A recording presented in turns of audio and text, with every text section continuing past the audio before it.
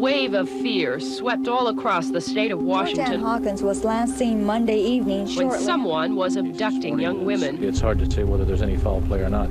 There was incredible pressure on law enforcement to find the person who was responsible for causing these women to go missing. Thank you very much for calling. Anything, sir? What cleverness or what sophistication of the suspect are you looking for that can manage to pull that off? There were no clues whatsoever. I mean, it's kind of remarkable that nobody saw anything, but Lake Sammamish was another story. Lake Sammamish State Park was huge. It was a magnet for all of us, young and old. Like a place you would go to in the Midwest or something, with this old-fashioned concession stand and people just coming out with their little sailboats or coming out to sun.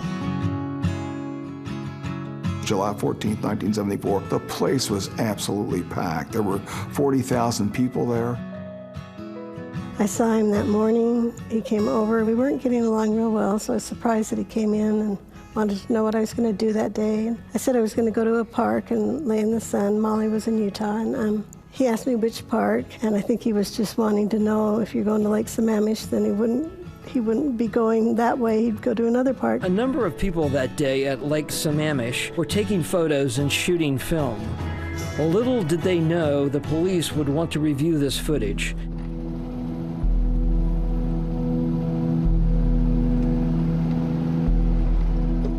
Ted was able to meld into the crowd.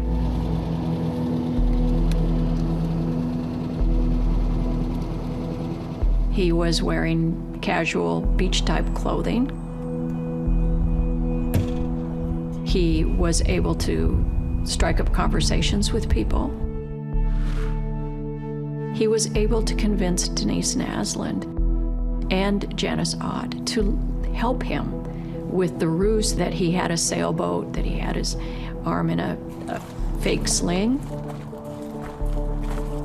If anybody has seen The Silence of the Lambs, where the killer had trying to get that couch into the van and he's got a cast on, that all came from Ted Bundy.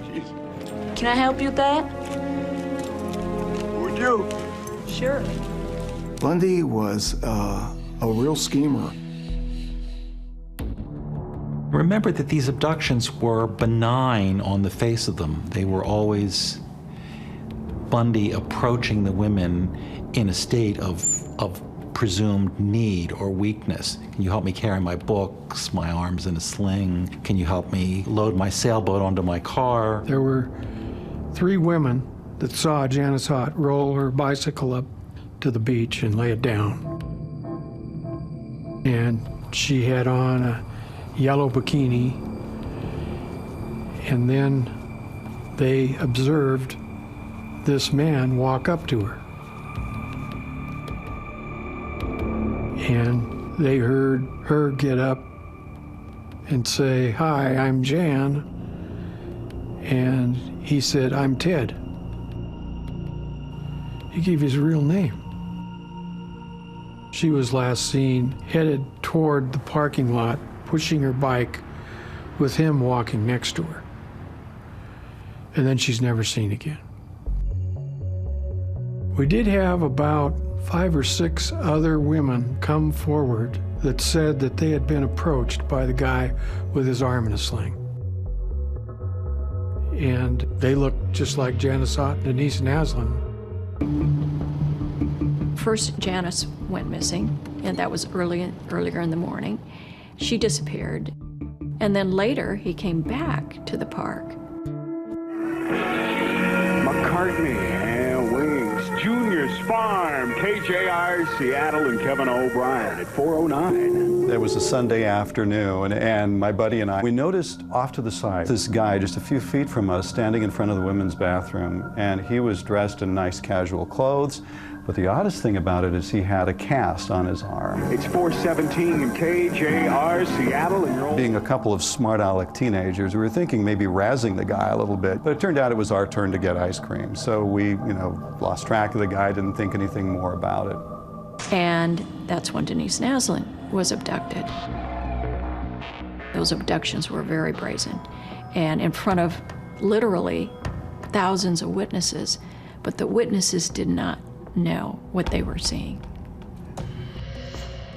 With regard to Denise Naslund, her car's in the parking lot. Her purse is still there. Her keys to her car are still there. But she's not. She's gone. Who does that? He wasn't satiated with just one. I think he was trying to make a statement that day. It was almost theatrical the way two women disappeared. It was as if the stakes of the story had been raised in this dramatic way. Obviously, it's not until much later that you're able to go back and piece together those abductions and those murders with what you were actually doing with Ted at the time. You went out together shortly thereafter? He called it was pretty early in the evening. I want to say 5:30, but right after the second woman went missing. And did he sound any different? No, not at all. Like as if nothing had happened? Right. So we went out to eat. Just so hard to believe that that's what he was doing. That's heartbreaking. It was also critical that people who were at the park that day, who were taking photographs of their friends and family, any filming that they had done, turned over their photographs and filmed to us to see if we could find something that would be a clue. The Lake Sammamish abductions would come back to bite Bundy. People saw him, and he identified himself as Ted. There's a Ted, and he drives a Volkswagen, and he's handsome. And from the witnesses that saw him were composite drawings made. When the picture came out, no question in our minds, no question that this was the guy. Each lead has to be followed, every phone call has to be made. Most lead nowhere, some pan out with a speck of information that may someday help clear up the mystery of the whereabouts of Janice and Denise Naslund.